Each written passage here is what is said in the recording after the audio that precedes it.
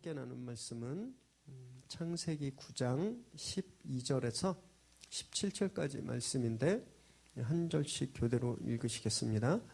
하나님이 이르시되 내가 나와 너희와 및 너희와 함께하는 모든 생물 사이에 대대로 영원히 세우는 언약의 증거는 이것이니라.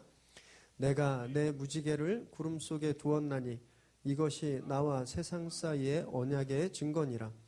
내가 구름으로 땅을 덮을 때에 무지개가 구름 속에 나타나면 내가 나와 너희와 및 육체를 가진 모든 생물 사이에 내 언약을 기억하리니 다시는 물이 모든 육체를 멸하는 홍수가 되지 아니할지니라.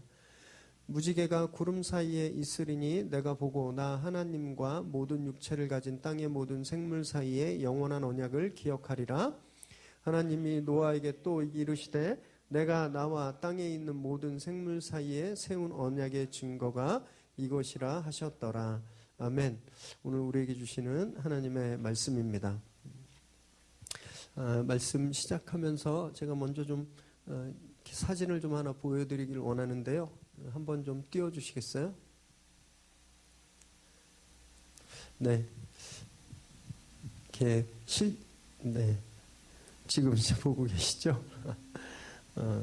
여기 이제 캐릭터들이 쭉 있는데요. 이 무엇을 뜻하는지 아시는 분 계세요? 이 중에 3개만이라도 맞추시면 제가 밥이랑 커피를 쏘겠습니다. 저는 이거 봤을 때 하나도 몰랐습니다. 하나도. 지금도 몰라요? 이 캐릭터들은요, 지금 우리나라의 공공기관, 지자체, 정부 부처들을 상징하는 캐릭터들입니다. 지금 일부만 가지고 온 건데, 이런 캐릭터가 현재 약 530개나 된대요. 530개. 53개도 아니고. 하나당 평균 제작비가 2천에서 3천만 원 정도 된답니다. 그래서 일각에서는 이게 세금 낭비다라는 비난도 일고 있어요. 근데 이런 캐릭터 말고 상징물들은 더해요. 상징물들. 서울을 상징하는 마스코트가 뭐죠? 대답이 막 들리는 것 같아요. 해치. 해태를 뭐 이렇게 좀 변형한 친근하게 만든 해치. 그러면 경기도의 마스코트는 뭔지 아세요? 성남시. 하남시 마스코트. 경기도는요, 효행이래요, 효행이. 효를 이렇게 나타내는 그 효행이. 그리고 성남시는요, 2개가 있어요. 새나미와 새롱이. 좀 전에 시청 공무원께서 드디어 다녀가셨어요. 저희 사회적 거리두기 수칙을 잘 지키고 있는지 없는지 다 체크하고 합격했습니다. 그분께 좀 여쭤볼 걸 그랬어요. 성남시 마스코트가 뭐냐고. 새나미와 새롱이. 그리고 하남시는요, 백제시대 옷을 입은 은방울꽃. 하남시의 마스코트예요. 모르셨죠? 실제 성남에 살고 하남에 살고 경기도에 살아도 지금 내가 속한 지역, 이 지자체 마스코트가 뭔지 아는 분 거의 없습니다. 실제 살고 있는 우리도 모르는 이런 캐릭터나 상징물들을 도대체 왜 각 단체들은 경쟁하듯이 만들고 있을까요? 그럼 이건요, 상징이 가지고 있는 힘 때문입니다. 권력의 법칙이라는 책을 쓴 로버트 그린이 이렇게 말했습니다. 상징에는 헤아릴 수 없는 많은 힘이 들어있다. 상징엔 파워가 있다라는 거예요. 상징엔 힘이 있다라는 겁니다. 그 힘들 중에 제일은요, 무엇보다도 사람들을 모으고 하나 되게 하고 동질성을 갖게 하는 힘입니다. 그것 때문에 1991년도에 지방자치제가 공식적으로 부활했거든요, 우리나라에서. 그 후로 각 단체들이 그 소속 주민들의 관심을 집중시키고 또 민심을 하나로 모으기 위해서 그 지역이나 부서를 대표하는 상징물들을 너도 나도 만들어내기 시작한 거예요. 그런데 역효과도 났죠. 이게 막 무분별하고 너무너무 지나치다 보니까 효과는 없고 오히려 세금만, 돈만 낭비한 예들이 너무너무 많아졌습니다. 사진 하나 보여주시겠어요? 어디에 있는 사진인지 아시겠어요? 이건요, 대전시가 청년구단이라고 하는 상가 옥상에 만든 대형 냄비입니다. 자세히 보시면 저기 상가가 가스레인지처럼 생겼어요. 그리고 그 위에 어마어마하게 큰 냄비를 얹어놨거든요. 이 무려 아마 세상에서 제일 비싼 냄비 같은데 무려 1억입니다. 1억. 그런데 대전시는 저걸 저렇게 만들어놨는데 정작 저기 사는 사람들은요 너무 불만이래요. 도대체 저걸 왜 만들어놨는지 의미도 없고 내용도 없고 너무 뜬금없다는 반응이 대대적입니다. 다음 사진도 한번 보여주세요. 이건 보령시가 만든 갈매기예요. 보령시가 만든 갈매기. 5억 2천만 원짜리 갈매기입니다. 5억 2천만 원짜리. 그런데 만들어 놓고 보니까 저 뒤쪽에 기차가 다녀요. 그리고 아래로는요 차들이 지금 다니는 거예요. 이 사고에 큰 위험이 있다는 겁니다. 이 갈매기가. 그래서 이걸 없애야 된다, 말아야 된다. 이렇게 없애지도 못하고 그냥 놔두지도 못하는 큰 근심거리가 되었어요. 마지막 사진 하나만 더 보겠습니다. 이거는요 청양군에서 만든 황금 거북입니다. 청양군에서 만든 황금 거북. 무려 3억 원짜리 거북이에요. 이 군수가 이걸 만들어가지고 공원화하고 막 홍보했어요. 막 사람들을 막 불러대고 그랬는데 이분이 그 다음 선거에서 떨어져서 군수가 바뀌고 나서 홍보도 중단됩니다. 지금은 아무도 안 찾아간대요. 아무도 찾는 사람이 없대요. 저 황금거북을. 그럼 이 비단 3가지 예만 들었지만 그 외에도요. 사람들의 관심을 끌지 못하고 민심도 모으지 못하고 세금만 축내는 이런 애물단지들이 전국에 수도 없답니다. 수도 없대요. 왜 이렇게 될까요? 뭔가 원대한 포부를 갖고 만들고 조형물을 설치해놨는데 왜 이런 일이 일어날까요? 메시지가 없기 때문입니다. 이 캐릭터가 이 상징물이 주는 메시지가 없기 때문이에요. 확실한 메시지가 있어야 힘을 얻는 거거든요. 그런 면에서 EBS의 펭수는요 완전히 성공한 캐릭터입니다. 전문가들은 펭수가 왜 이렇게 인기가 있을까 이걸 좀 분석해놨는데 친숙한 캐릭터, 사람들을 편안하게 만들고 사람들의 마음을 터치할 수 있는 그런 친숙한 캐릭터에 그리고 솔직한 화법, 솔직한 스토리텔링, 그리고 성공적인 마케팅, 막 연예인들이랑 사진 찍어서 인스타 올리고 예능 프로그램도 참여하고 이런 성공적인 마케팅, 이 3박자가 완벽하게 조합을 이뤄서 펭수가 스타가 됐다라고 말하고 있어요. 한마디로 사람들의 공감을 사는 메시지가 펭수에겐 있다라는 겁니다. 심리학자인 프리드먼과 두부도 실험을 통해서 이런 걸 입증했어요. 사람들은 동질적인 대상에게 호감을 갖는다라는 겁니다. 우리에게 친숙하고 익숙하고 마음을 교통할 만한 어떤 것엔 사람들이 호감을 갖는다라는 거예요. 만들어 놓는다고 모든 심볼들이 힘을 갖는 게 아니라는 겁니다. 친숙하고 교감하고 우리를 대변하는 상징이 힘을 얻는다라는 거예요. 이 세상에 제가 지금 우리 사회의 심볼들 이런 상징들을 소개해 드렸는데 여러분 세상에만 이런 상징들이 있는 게 아니에요. 교회에도 있습니다. 전통적으로 교회에도 많은 상징들이 있었어요. 잘 아시는 것처럼 성모 마리아상, 베드로상, 요한의 스태츄, 십자가, 비둘기, 불꽃, 휘장, 촛대, 예수님이 마셨다라고 하는 그런 성배상 이런 것들 정말 교회에도 수많은 상징들, 심볼들이 있었어요. 그런데 종교개혁 때 대부분의 상징들이 우상 척결이라는 미명하에 많이 개신교에서 사라져버리게 되었습니다.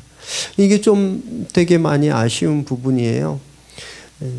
상징을, 그런 심볼들을, 그런 스타추스를 우민화, 사람 백성들을 바보로 만들고 또 돈을 벌려고 하는 목적으로 이용한 중세 캐톨릭이 나쁜 거였거든요.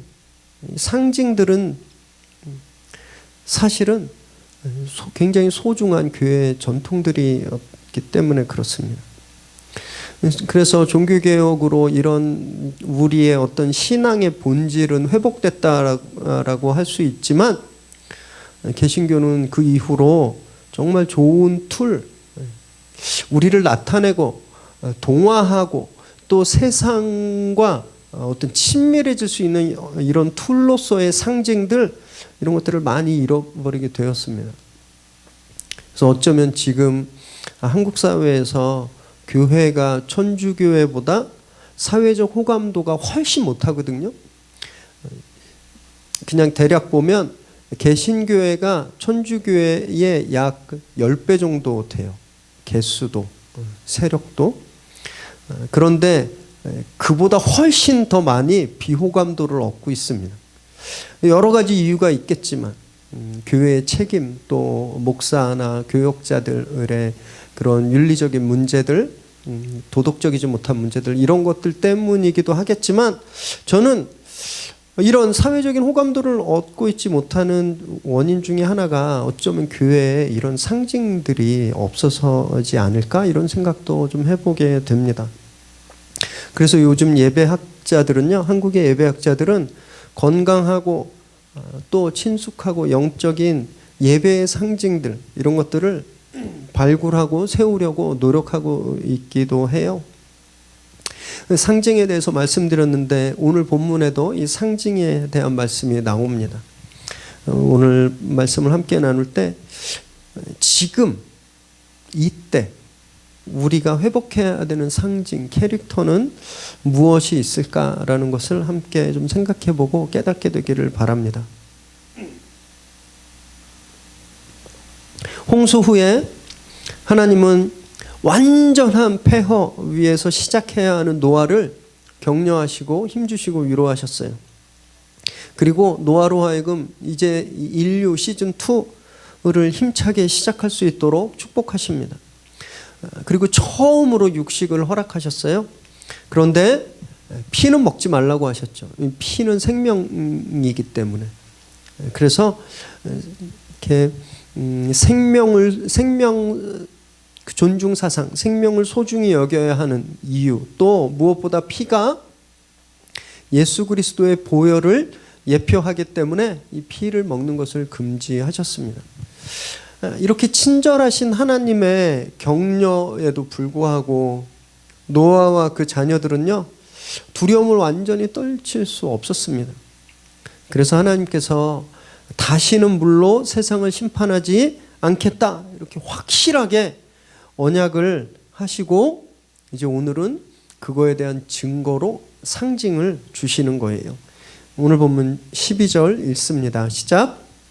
하나님이 이르시되 내가 나와 너희와 및 너희와 함께하는 모든 생물 사이에 대대로 영원히 세우는 언약의 증거는 이것이니라.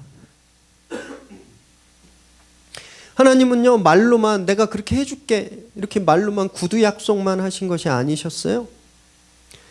당신의 언약을 확증하는, 이제 눈에 보이는 증표, 눈에 보이는 심볼, 그 상징을 주겠다, 이렇게 말씀하시는 겁니다. 근데 여기서 언약은요, 영원히 세우는 언약이라고 말씀하십니다. 여기서 한번 노아하고 맺고 끝나는 그런 단발적이고 이례적인 언약이 아니라 이 땅이 존재하는 한 계속되는 언약이다, 영원히 계속되는 언약이다, 이렇게 분명히 하고 계시는 거예요. 홍수를 경험한 사람들은 굉장히 불안했겠죠. 하나님께서 내가 너의 안전을 보장해 줄게, 이렇게 약속을 하셨는데, 그걸 듣긴 들었는데 눈으로 보이는 게 없어요. 그 눈으로 보이는 어떤 것이 없으니까 확신하기가 어려웠던 거예요. 원래 사람은요, 눈에 보이는 것만 믿는 경향이 있습니다. 우리 오감이라고 말하잖아요. 우리의 감각이 5개인데 간혹 가다가 어떤 분은 6번째도 있대요. 그런 분들은 가까이 하시면 안 돼요. 보통 사람은 5개 감각만 있어요. 5 senses만 있어요.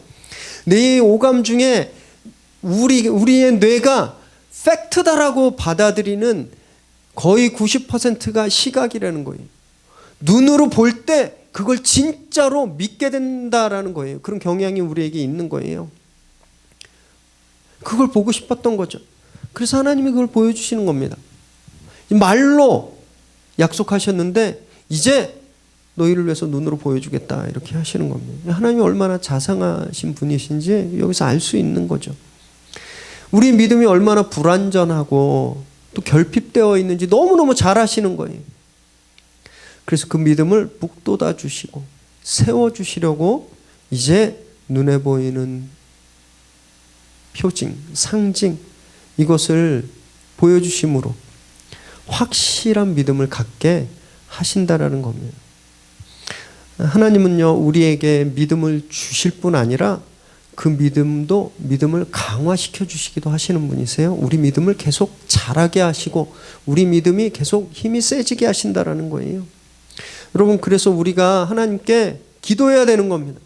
믿음을 주십시오. 믿음을 주십시오. 이렇게 기도해야 되는 거예요. 우리 눈에는요, 온통 믿음을 망치는 증거밖에 안 보이거든요. 눈 뜨고 보니까 악인들이 이겨요. 선한 사람은 맨날 고생하고 망하고 거짓말하고 사기치는 사람들은 성공하고 선이 이기는 것이 아니라 거짓이 이기는 현실들을 우리가 날마다 보고 있다는 거예요. 우리 믿음이 잃어가는 거죠. 왜냐하면 우린 보는 대로 믿는 경향이 있기 때문에, 우린 보면 믿기 때문에 세상을 봤더니 악이 이기는 거예요. 그런 믿음이 점점 작아지겠죠. 그때 기도해야 되는 겁니다. 그때 하나님 내 믿음을 강하게 해주세요 이렇게 기도하셔야 되는 거예요. 그럼 하나님이 반드시 보여주십니다. 요즘 정말 많이 힘드시죠? 한계 완전 끝에 다다라 계실 것 같아요. 그럼 그때 이럴 때일수록 믿음을 강하게 해달라고 기도하셔야 합니다. 하나님께서 분명한 증거를 우리에게 보여주실 거예요. 우리 믿음을 강하게 하실 겁니다. 13절 읽습니다. 시작. 내가 내 무지개를 구름 속에 두었나니 이것이 나와 세상 사이의 언약의 증거니라. 하나님이 무지개를 구름 속에 두시고 이것이 그 증거다. 이렇게 무지개를 증거로 삼으셨어요. 여러분, 신학자들이 이 구절에서 얼마나 많이 논쟁하는지 아세요? 그 논쟁이 지금도 계속되는데, 무지개가 이전에는 없었다가 지금 생긴 거다 라고 말하는 분들이 있고, 어떤 분들은 아니다, 이전에도 있었다. 진짜 이거 갖고 논쟁 엄청 하고 있습니다. 그런데 그런 논쟁은요, 별 의미가 없어요. 포인트에서 벗어났기 때문입니다. 이 구절에서 핵심은요, 구름이라는 말이에요. 구름 속에 두었다라는 말. 왜냐하면 이 구절이 13절, 14절, 16절 3번이나 반복되고 있기 때문에 그래요. 하나님께서 구름 속에 두겠다라고 하신 것을 지금 굉장히 강조하고 계신 거예요. 왜 구름을 강조하고 계실까요? 왜 구름 속에 두신다고 하신 걸까요? 이건 역시 사람을 위해서입니다. 생각해 보세요. 홍수 심판을 겪은 노아와 그 식구들이 구름을 볼 때마다 무엇을 생각했을까요? 막 구름이 몰려와서 비가 오면 그 구름을 볼 때 무엇을 생각했겠어요? 여러분, 하나님의 저주와 심판을 떠올렸겠죠. 구름은 하나님의 저주와 심판의 상징이었어요. 자라보고 놀란 가슴, 소뚜껑 보고 놀란다고 먹구름을 볼 때마다 막 깜짝깜짝 놀라지 않았겠어요? 이거 또 비 계속 쏟아지는 거 아니야? 또 물에 잠기는 거 아니야? 그래서 하나님께서 그 두려움을 없애주시기 위해서 인간들에게 두려움의 대상인 그 구름 속에 영원한 약속의 증거로 무지개를 심겠다라고 말씀하시는 겁니다. 그러니까 그 구름을 보고 공포와 두려움에 사로잡지 마라 이렇게 말씀하고 계시는 거예요. 또 이런 질문이 있죠. 그럼 왜 하나님은 저 밝은 햇빛 쫙 내리쬐는 그 햇빛이나 하늘을 아름답게 수놓은 별을 증거로 삼지 않고 왜 무지개를 그 언약의 증거로 삼으셨을까? 이런 질문이 있겠죠. 이걸 위해서 먼저 우리는요, 고대 사람들의 우주관을 좀 살펴보아야 할 필요가 있습니다. 그리스 신화에 보면 이리스라는 여신이 나와요. 이리스 여신, 이 무지개 여신입니다. 무지개를 상징하는 여신이에요. 근데 이 이리스 여신이 뭘 했냐 하면요, 천상과 지상을 오가면서 신들의 소식을 전해주는 전력 노릇을 했습니다. 고대 사람들은 무지개가 땅과 신의 세계를 이어주는 달이라고 믿었던 거예요.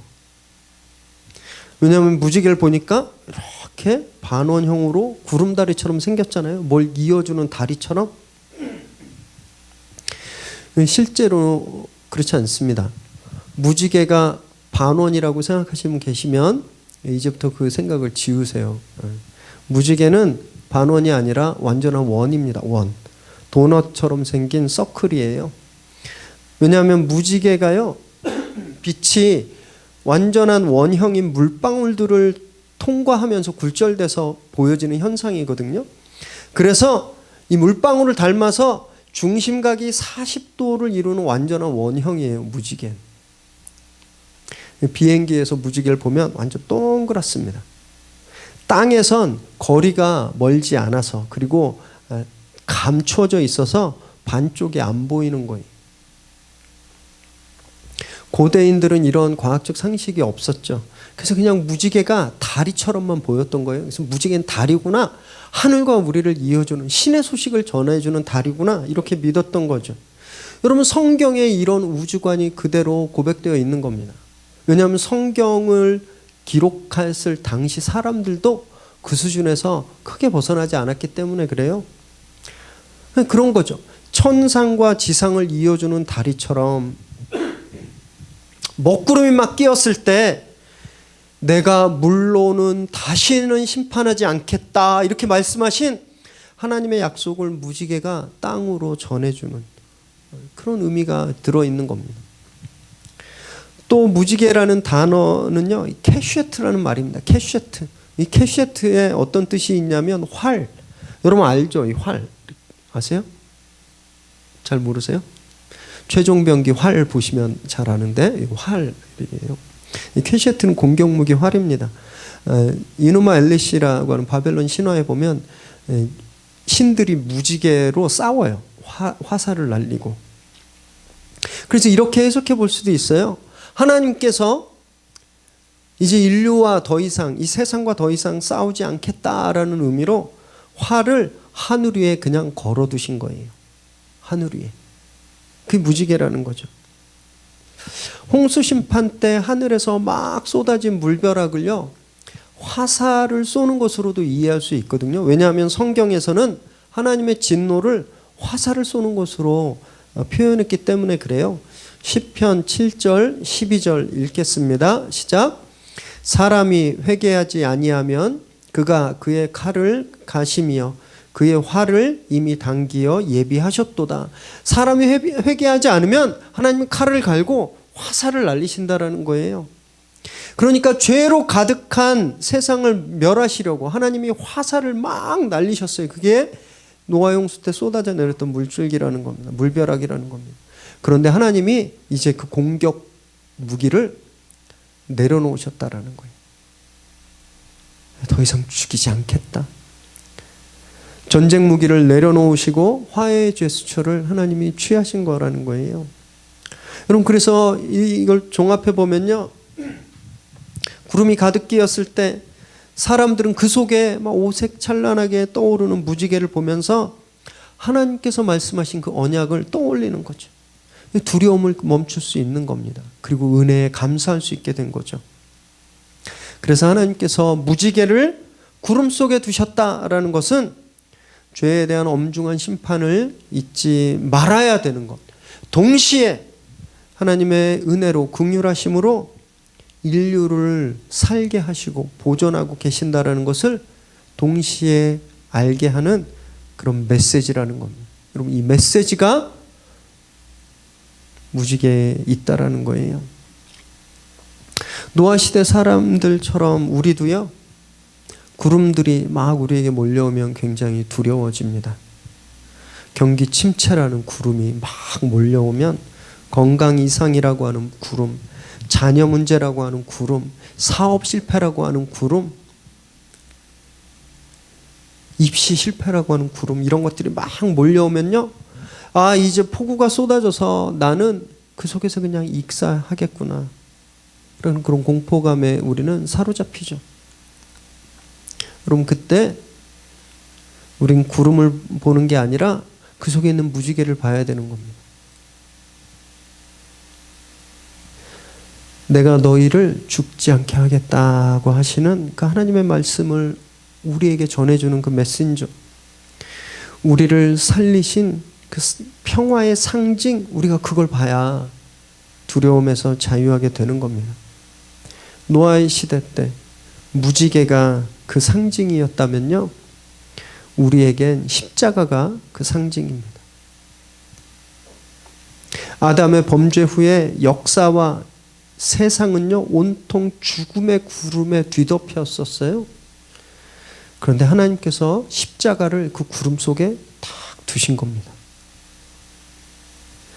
그래서 우리로 하여금 그 구원의 상징, 그 십자가를 보고, 아, 내가 생명을 얻었구나 라는 것을 확인하게 하신 거예요. 여러분, 이 드라마틱한 장면이 예수님이 십자가에 달리셨을 때 실제로 일어났습니다. 마태복음 27장 45절 46절 읽습니다. 시작. 제 육시로부터 온 땅에 어둠이 임하여 제 9시까지 계속되더니 제 9시쯤에 예수께서 크게 소리질러 이르시되 엘리 엘리 라마 사박다니 하시니 이는 곧 나의 하나님 나의 하나님 어찌하여 나를 버리셨나이까 하는 뜻이라. 예수께서 십자가에 달리셨을 때 6시로부터 9시까지 온 땅에 캄캄해졌어요. 여러분, 정말 먹구름이 가득 찬 것처럼 캄캄해졌는데 그 안에, 그 속에 십자가가 있었던 거예요.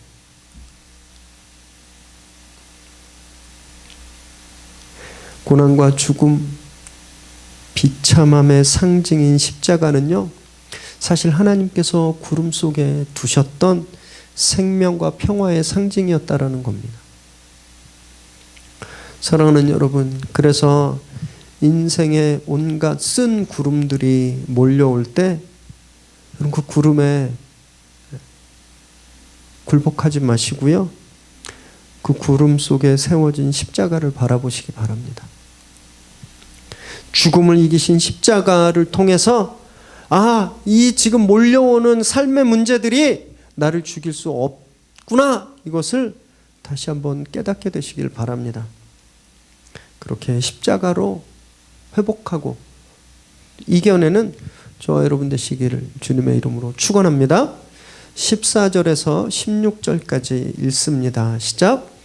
내가 구름으로 땅을 덮을 때에 무지개가 구름 속에 나타나면 내가 나와 너희와 및 육체를 가진 모든 생물 사이에 내 언약을 기억하리니 다시는 물이 모든 육체를 멸하는 홍수가 되지 아니할지라.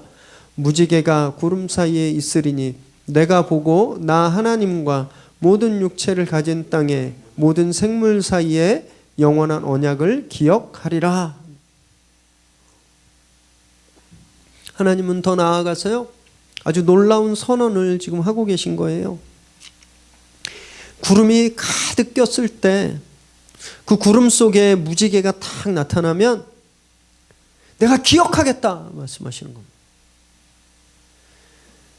아, 내가 세상을 이제 물로 심판하지 않겠다고 약속했지, 내가 그걸 기억하겠다라고 말씀하시는 거예요.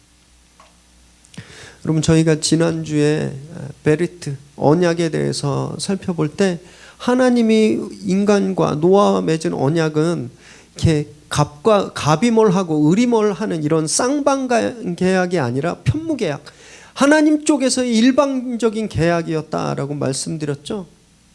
여러분, 여기서도요, 하나님만 일방적으로 기억하시겠다고 말씀하십니다. 내가 기억하겠다고 말씀하세요. 어디를 봐도 노아야 너는 그걸 기억해? 네 자손들은 이걸 기억해? 이런 말씀이 없어요. 하나님만이 기억하신다라는 겁니다. 무지개가 구름 속에 있으면 땅의 모든 생물과 맺은 그 영원한 언약, 그걸 내가 기억하겠다라고 말씀하시는 거예요. 여러분, 전적으로 하나님 쪽에서 시작되는 은혜라는 겁니다. 하나님 쪽에서. 그래서 은혜는요, 항상 먼저 위에서부터 내리는 거예요. 일단 하나님이 주시는 거예요. 일방적인 은혜입니다. 이 무지개처럼 하나님께서 우리에게 일방적으로 주신 은혜의 최고봉이 있어요. 바로 예수 그리스도십니다. 요한복음 3장 16절 읽습니다. 시작. 하나님이 세상을 이처럼 사랑하사 독생자를 주셨으니 이는 그를 믿는 자마다 멸망하지 않고 영생을 얻게 하려 하심이라. 하나님께서 당신의 사랑하는 아들 독생자를 주셨다라고 되어 있습니다. 이 앞에 내가 뭘 열심히 했더니, 내가 진짜 뭐 100일 치성을 드렸더니, 아니면 이 세계에 뭐 한 획을 긋는 어떤 위대한 업적을 했더니 하나님이 주셨다가 아니라 아무런 전제 조건이 없어요. 그냥 하나님께서 주셨다라는 겁니다.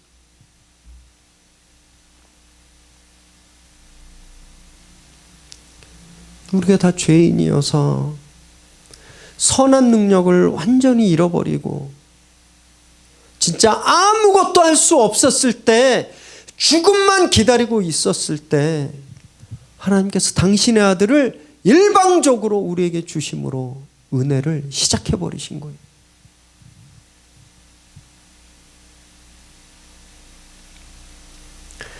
하나님께서 노아의 시대 무지개를 보실 때마다 내가 세상을 홍수로 멸망하지 않기로 했지, 이 은혜의 약속을, 은혜의 언약을 기억하셨던 것처럼요, 하나님은 예수 그리스도를 보실 때마다 내가 세상에 생명을 주기로 했지, 그 약속을 기억하시는 겁니다. 이것이 거듭남 영생의 비밀이에요. 우리가 의로워서가 아닙니다. 우리가 뭘 열심히 해서 우리에게 주어지는 게 아니에요. 마인드 컨트롤하고 뇌호흡도 하고, 뇌에 폐가 있나 봐요. 뇌호흡 하는 분들 많은데 뇌호흡도 하고 뭐 정신개조를 하고 또는 뭐 인공지능을 심고 그래서 의로워지는 게 아니에요. 우리 안에 있는 예수 그리스도, 하나님은 그 예수 그리스도를 보고 우리를 의롭다라고 여겨주신다라는 겁니다. 여러분, 그래서 이걸 신학적인 용어로 justification, 칭의라고 하는 거예요. 칭의, 의롭다고 부르겠다. 의로운 게 아니에요. 나는 의로운 게 아닌데 예수 그리스도 때문에 너를 의롭다고 여겨줄게라는 겁니다. 여러분, 이것이요, 우리가 믿어야 할 영원한 언약의 증거입니다. 그래서 하나님은 오늘 본문에서 기억하시겠다고 말씀하셨잖아요. 우리의 응답은 믿음이에요. 우리는 그걸 믿어야 하는 겁니다. 믿어야 영생이 주어지는 거예요. 그래서 믿음이 무엇보다 중요한 겁니다. 인생의 먹구름이 막 우리에게 몰려올 때 선물처럼 우리에게 주어진 예수 그리스도를 믿는 그 믿음, 그 믿음으로 넉넉히 이겨낼 수 있는 겁니다. 세상의 그 어떤 문제도요, 죽음보다 강하지 않습니다. 죽음보다 센 문제는 없어요. 우리는 믿음으로 이미 영원한 삶을 얻었거든요. 우리는 믿음으로 죽음을 이긴 사람들입니다. 여러분, 그러니까 그 믿음이면 그 어떤 문제도 이겨낼 수 있는 거예요. 믿음으로 날마다 승리하는 저와 여러분 되시기를 주님의 이름으로 축원합니다. 17절 읽습니다. 시작.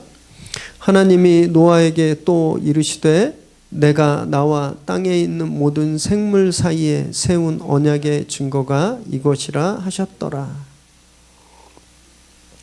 하나님은 한 번 더 당신의 언약을 확증하세요. 생존자들의 그 마음에 새로운 용기를 불러 일으키셨을 뿐만 아니라 그 막 찌꺼기처럼 남아 있었던 두려움을 완전히 제거하기 위해서 또 한 번 완벽한 선언을 하신 거예요. 소망과 확신을 주시기 위한 정말 은혜가 정말 한이 없는 하나님의 사랑, 그 사랑의 하나님, 그 속성이 그대로 여기서 나타나고 있는 겁니다. 하나님은요, 무지개를 사람들 눈에 보이는 은혜의 상징으로 두셨습니다. 그리고 예수 그리스도의 십자가를 구원의 상징으로 삼으셨어요. 여기서 끝나는 게 아닙니다. 하나님이 이 세상에 교회를 세우셨어요. 이 교회를 통해서 무엇을 나타내시기 위해서일까요? 하나님이 이 교회를 어떤 상징, 어떤 증표로 삼기 위해서 교회를 세상에 세우셨을까요? 설교 초반에 소개해드렸던 의미도 없고 내용도 없는 세금만 낭비하는 그런 캐릭터들, 그런 조형물들처럼 우리 교회도 그냥 의미도 없고 내용도 없고 그런 캐릭터가 되라고 이 세상에 교회를 세우셨을까요? 그렇지 않습니다. 교회는요, 의미 없는 상징이 아니라 빛과 소금이 되라고 하나님 세우셨거든요. 마태복음 5장 13절에서 15절까지 읽습니다. 시작. 너희는 세상의 소금이니 소금이 만일 그 맛을 잃으면 무엇으로 짜게 하리요? 후에는 아무 쓸데 없어 다만 밖에 버려져 사람에게 밟힐 뿐이니라. 너희는 세상의 빛이라. 산 위에 있는 동네가 숨겨지지 못할 것이요, 사람이 등불을 켜서 말 아래에 두지 아니하고 등경 위에 두나니 이러므로 집안 모든 사람에게 비치느니라. 여러분, 이것이 하나님이 구름 가운데 교회를 두신 목적이라는 겁니다. 나를 녹여서 세상에 맛을 주고 자기를 태워서 어둠을 밝히는 그런 빛과 소금, 그 상징이 되라고, 여러분, 그것이 교회라고 말씀하시는 거예요. 여러분, 하나님이 그래서 구름이 가득한 가운데 위례 새로운 교회를 세우신 겁니다. 그리고 저와 여러분을 교회로 부르신 거예요. 여러분, 우린요, 최소한 펭수보단 나아야 되지 않을까요? 이웃에게 친절히 다가가고 최대한 할 수 있는 선행을 베풀고 무엇보다도 영원한 언약의 증거인 예수 그리스도, 그 십자가를 나타내는 캐릭터들이 되어야 되지 않을까요?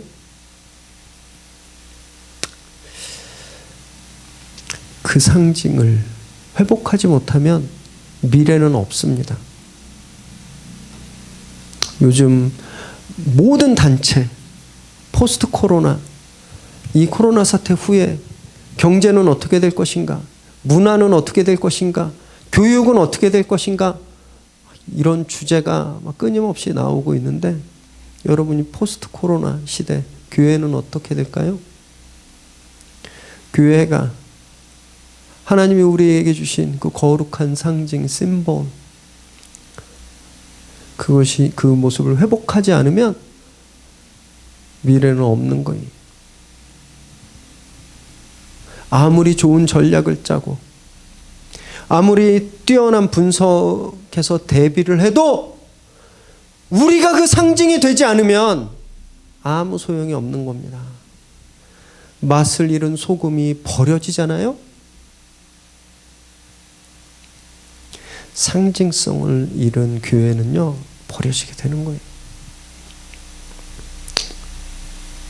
사랑하는 여러분, 무지개가 노아와 그 자손들에게 하나님의 은혜의 상징이 되었던 것처럼요, 또 예수 그리스도의 십자가가 하나님 사랑의 그 영원한 상징인 것처럼요, 여러분 우리 교회는요, 저와 여러분은요, 세상에 그리스도를 상징하는 영원한 심볼입니다.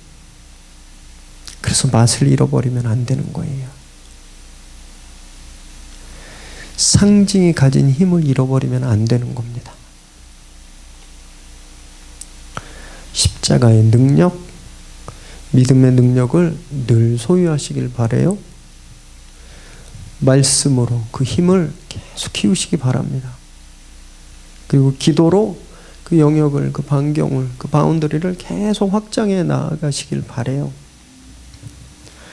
그래서 지금 정말 먹구름으로 캄캄한 이 세상에 찬란한 무지개로 빛나는 저와 여러분 되시기를 주님의 이름으로 축원합니다. 기도하겠습니다.